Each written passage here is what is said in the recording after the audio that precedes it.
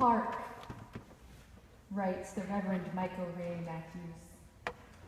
Hark, we hear the cry of our people from far and wide in the land. My heart is full today of the cries of the people in Nepal and in Baltimore and in Washington, D.C., full of the cries of our people seeking justice, seeking to be heard. My heart is full, and I know your hearts are full as well. But my heart is full not just of the cries, but of the jarring juxtaposition of the Supreme Court listening to the cause of equal rights for members of the GLBTQ community, and American society still refusing to listen to the cries of the African American community, still insisting that people hush and behave and just stop breaking the rules. And it occurs to me how much power there is in the decision, the simple decision, the almost mindless decision at times to listen or not, to hear truth or not. Let's talk about the Supreme Court for just a moment. It is astonishing that we have come to this place. It feels almost miraculous that the highest court in our land could be considering equal rights for a community that has so long been denigrated, so long been told themselves to be quiet, to just try to fit in and stop drawing attention to themselves, to be happy with whatever they were given. The listening in that court is the result of decades of listening that took place beforehand. First with riots, I might point out, that finally drew attention. And then day after day, moment after moment, year after year, of people finding the courage to tell their own story, and other people finding the courage and the strength to put aside arrogance, to put aside defensiveness, to put aside a desire to dominate and be better than, and instead simply listen to those stories. Listen hard enough and deep enough that the shared humanity that has always existed was finally made clear, became unavoidable. I think about our own process in Maine of fighting for marriage equality. How that first time around we held services and we stood at polling places and we filled out cards and we lost, and it was devastating. And then they said, let's just start telling stories. Let's just set up ways for people to listen. And we did, and we won. Because the cries of pain and the flare of holiness within became impossible to ignore. And that listening spread. And now the Supreme Court is listening, and the country is listening, and justice and equality, quite possibly, will be ours. Astonishing, breathtaking. 2 decades ago, it may have seemed impossible. And both that sense of impossibility from long ago and the reality that that justice may be ours now give me hope and courage and strength. As I look at what is going on in Baltimore, and again, we hear society saying, hush, to a disenfranchised people. Hush, to a people who have been beaten and broken down. Hush, stop talking. Set aside your anger. To a people who have been told that they are not good enough, that they are not American enough, that they should just try to follow the rules and fit in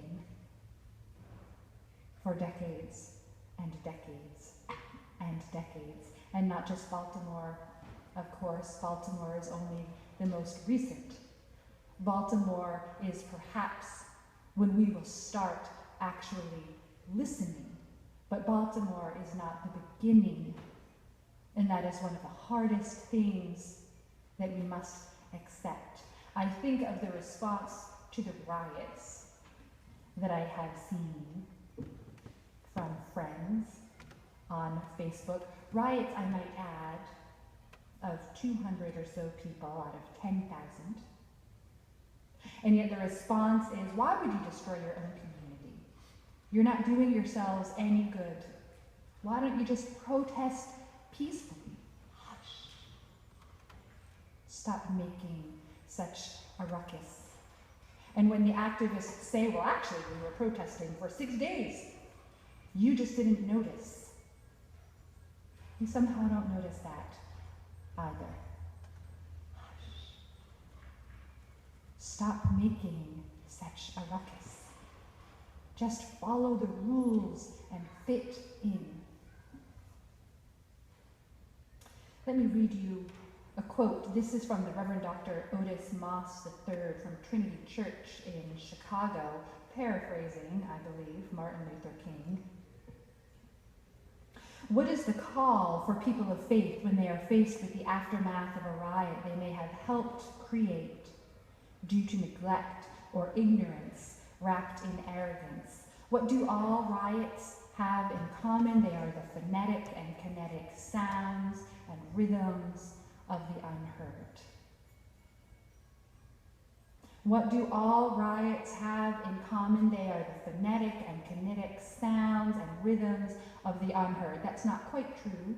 There are lots of riots that are not the sounds of the unheard, but instead are the sounds of privileged white Americans, upset because their sports team lost, or happy because their sports team won, or hanging out at a pumpkin festival in New Hampshire. There are lots of riots that are not the rhythms and sounds of the unheard, but the riot in Baltimore was not one of those riots.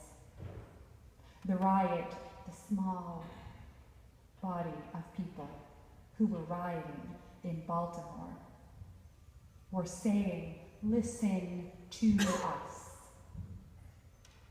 We have been protesting for 6 days, and you did not listen, so listen to us. Those riots are the voices of people who are saying, we have been beaten down for decades, and you have not been listening, so listen to us.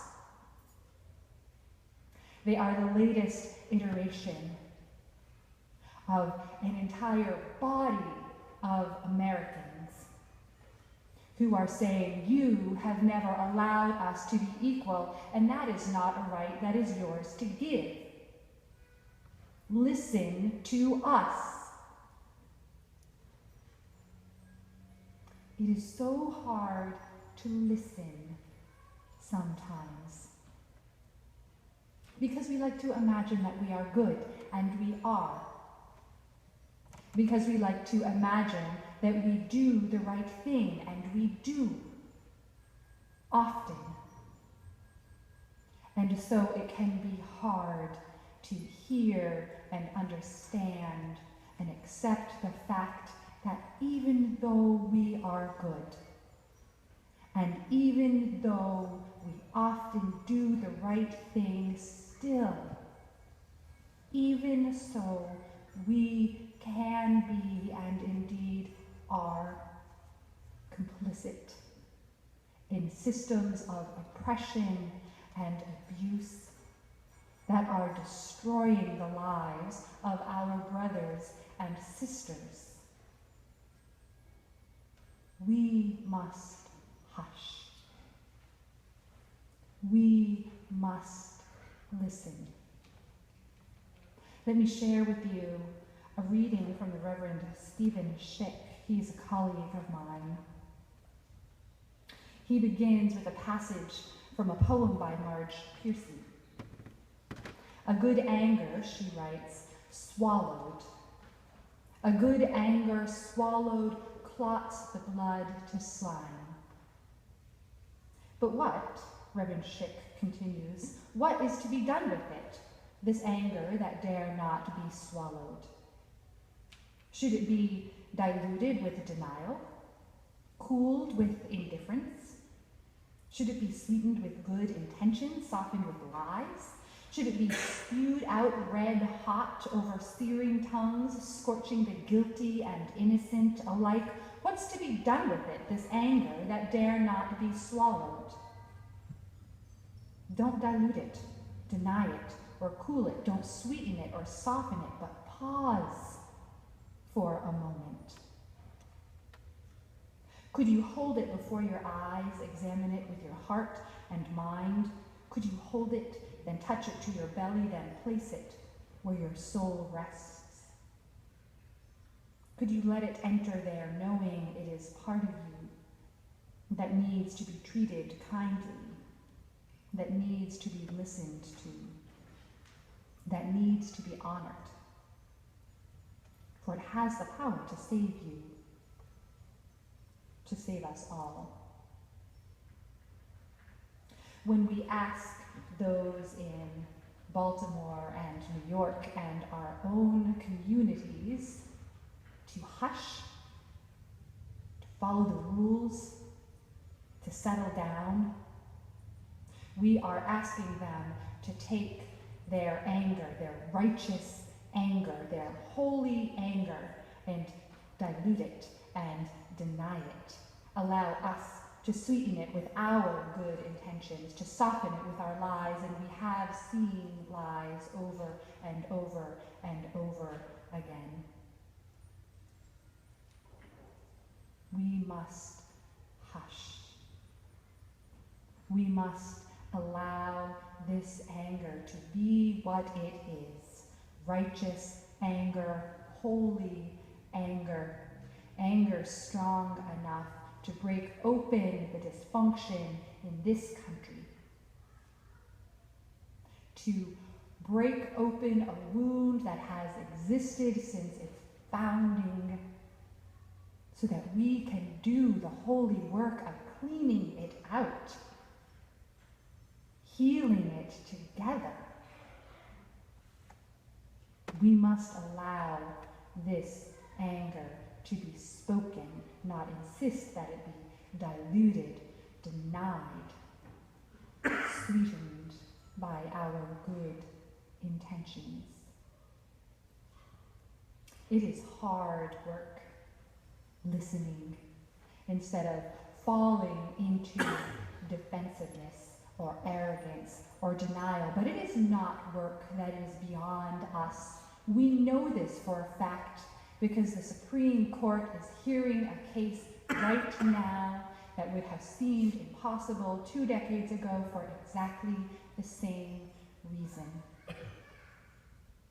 We know that we have the strength to listen. If we commit ourselves to doing so, we know that we have the strength and the will to listen as a nation because we have seen it happen slowly over time, slower than we want, slower at times than it seems we can bear, and yet still it happens. So we know that we have the strength and the will and the courage to listen as we must, if we decide that we will. May we, each and all, decide today to set aside our arrogance, set aside our defensiveness, set aside our insistence that we are so good that we cannot be complicit, and instead learn ourselves to hush, to listen, and to hear the call that will arise in that silence and follow it into the land of justice that we together can, must, will create. Amen. Blessed be.